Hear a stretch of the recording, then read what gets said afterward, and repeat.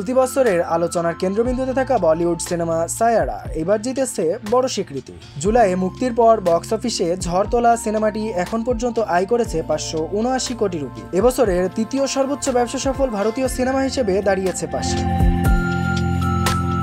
বাণিজ্যিক সাফল্যের পর এবার মিলল আন্তর্জাতিক পুরস্কার। ইয়েলস্টোন আন্তর্জাতিক চলচ্চিত্র উৎসবে পপুলার চয়েস অ্যাওয়ার্ড পেয়েছে সায়ারা। পুরস্কারটি গ্রহণ করেন যশরাজ ফিল্মসের প্রধান নির্বাহী অক্ষয় বিধানী এবং পরিচালক মোহিত সুরি। বিধানী বলেন, সায়ারার প্রথম আন্তর্জাতিক পুরস্কার, তাই মুহূর্তটি আমাদের জন্য বিশেষ।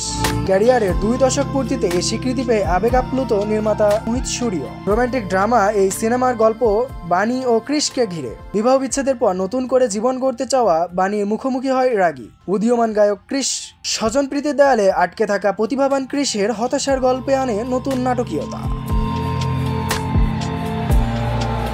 ভারতের পাশাপাশি আন্তর্জাতিক বাজারেও দারুণ সাড়া ফেলেছে সায়ারা, আর সেই ধারাবাহিকতায় এবার যোগ হলো নতুন পুরস্কারের গৌরব।